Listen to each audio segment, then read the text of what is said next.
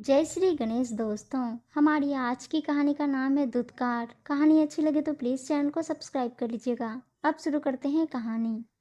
मायके से विदा होकर ससुराल आने के बाद कविता बहू होने की सारी रस्में निभाते निभाते चूर हो गई थी। वैसे भी लड़कियों को शादी में सप्ताह दिन पहले से ही अनेकों रस्म रिवाज भूखे प्यासे निभाने पड़ते हैं। सो थकान के कारण वह बैठे बैठे ऊँघ रही थी। कविता को सबने मिलकर उसे अपने कमरे में पहुंचा दिया। उसका मन हो रहा था कि कब भारी भरकम बनारसी साड़ी का लवादा उतार कर कोई हल्के फुल्के कपड़े पहन ले और सो जाए। ऐसा अभी वह सोच ही रही थी कि सतीश कमरे में घुसते हुए बोले, सुनो, चेंज करने से पहले जाकर माँ का पैर छूकर आओ। कविता ने सिर झुकाकर कहा, जी अच्छा। कविता को पता भी नहीं था कि मेहमानों से भरे पूरे शादी के घर में सासू माँ का कमरा कौन सा है। वह लवादा ओढ़े उन्हें नीचे से ऊपर तक सभी से पूछकर ढूंढते रही। सभी मेहमान महिलाएं दांतों से उंगली दबाए देखती रही और सबके मुंह से यही निकल रहा था कि मानना पड़ेगा कि आज के ज़माने में ऐसी बहू मिलना मुश्किल है। सास से मिली तो वह बोली, अरे बेटा, तू क्यों परेशान हो गई? अभी अभी तो सबके पैर छूकर गई ही थी। मैं जानती हूँ तुझे सतीश ने भेजा होगा। जाओ आराम करो, कल सुबह उठकर सबको प्रणाम करना होता है। कविता जैसे तैसे अपने कमरे में पहुंची। सतीश उसे समझाने लगा, देखो कविता, मेरे लिए मेरी माँ सबसे पहले है और मेरी पत्नी होने के नाते तुम्हें भी इस बात को गांठ बांध लेना चाहिए। तुम मुझसे पहले और खुद से पहले माँ के बारे में सोचोगी। कविता ने हाँ में सिर हिलाया और सोचने लगी। विदा करते समय माँ ने भी तो यही नसीहत दी थी कि पति और सास के बाद ही उसे अपना ख्याल रखना है। उसे इतनी समझदारी तो थी कि इस बात को समझे। दूसरे दिन सतीश के जगने से पहले ही वह उठ गई और सास के बताए नियमों को निभाया। आँख खुलते ही सतीश ने पूछा, कविता तुमने? जी मैंने माँ जी के साथ साथ सबका पाँव छू लिया है और अब जा रही हूँ रसोई घर में चूल्हा छूने। कहते हुए कविता नीचे चली गई। कविता हमेशा कोशिश करती थी कि वह पहले सास के लिए कुछ भी करे, फिर खुद के लिए, लेकिन सतीश के टोका टाकी से वह खींच जाती थी। शादी के बाद उसकी पहली वट सावित्री की पूजा थी। माँ ने मायके से सारे घर वालों के साथ उसके लिए सुंदर सी साड़ी सबके साथ भेजा। वह बहुत खुश थी। अपनी साड़ी निकाल कर देख रही थी, तभी बिस्तर पर लेटे लेटे सतीश बोल पड़ा, तुम्हारी माँ ने सिर्फ तुम्हारे लिए साड़ी भेजा है या माँ के लिए भी है? सतीश के मुंह से तुम्हारी माँ संबोधन सुनकर कविता का चेहरा उतर गया। उसके मन में एक कचोट सी उठी, पर उसने अनसुना कर दिया, नहीं नहीं जी, ऐसा नहीं है। माँ ने पूरे घर वालों के लिए कपड़े भेजे हैं, दिखाओ तो जरा। कविता ने सूटकेस खोला और एक एक कर सबके कपड़े पति को दिखाए। माँ की साड़ी देखकर बोला, मेरी माँ के लिए यही घटिया साड़ी भेजी तुम्हारी माँ ने।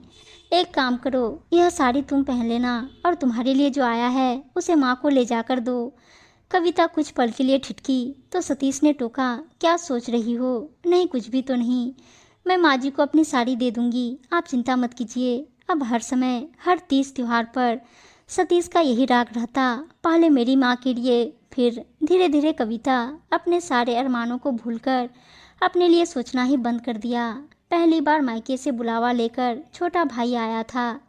कविता ने जाने से पहले सतीश को कुछ गिफ्ट खरीदने के लिए कहा, जिसे वह अपने साथ मायके वालों के लिए ले जाना चाहती थी। सुनते ही सतीश की भुखड़ी तन गई। बोला, खरीदने की क्या ज़रूरत है, जो झूठ मूठ का पैसा क्यों बर्बाद करना।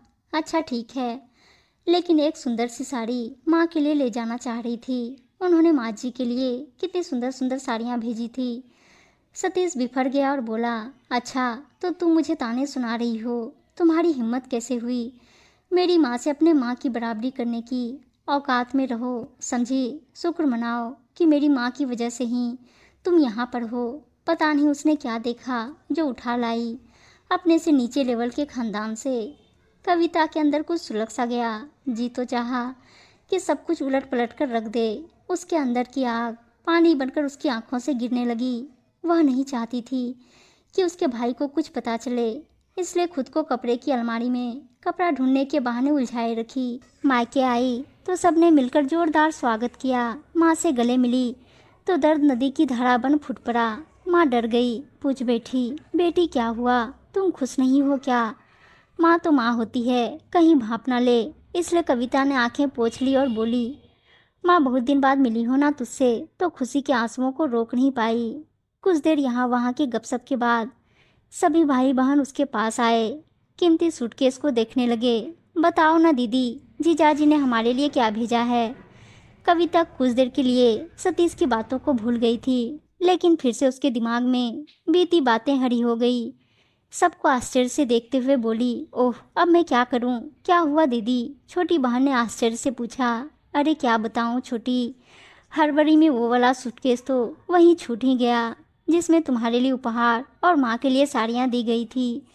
माँ ने कविता के माथे पर प्यार से हाथ फेरते हुए कहा, छोड़ना बेटा, हम तुम्हें देखने के लिए व्याकुल हो रहे थे, तुम्हारे उपहार के लिए नहीं। तू मेरे लिए सबसे बड़ी उपहार है। माँ से झूठ बोलकर कविता का हृदय छलनी हो गया।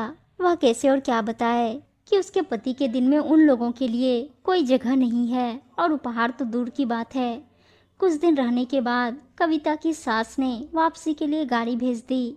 कविता के पिताजी का मन था कि दामाद जी उसे लेने आते, पर सतीश को गवारा नहीं था कि वह कविता के मायके जाए।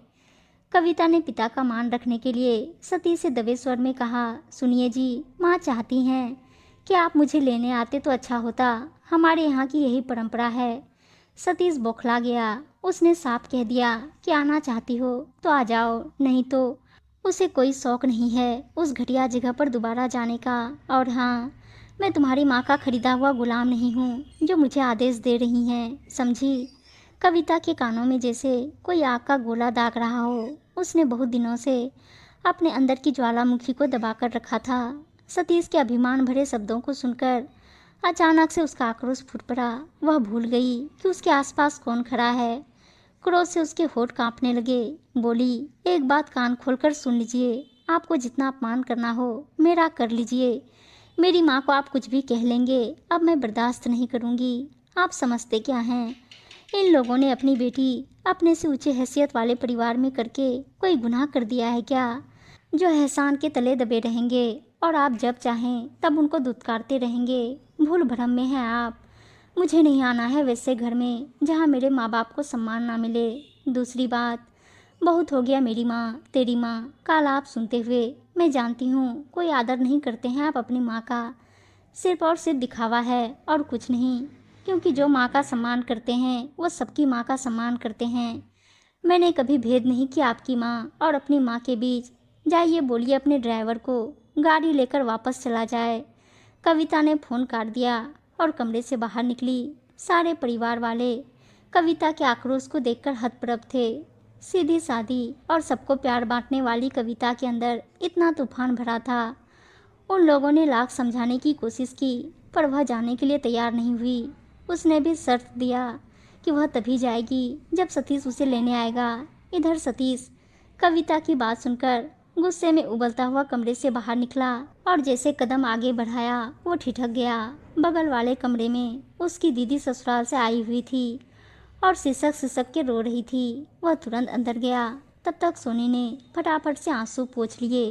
क्या हुआ दीदी, आप ठीक तो हैं? इतना सुनते ही आंसू छिपाने का प्रयास कर रही सोनी की आंसू की धारा फूट पड़ी। बोली, भैया ये मर्द जात क्यों नहीं समझते कि उनकी पत्नी को सिर्फ प्यार की आवश्यकता होती है।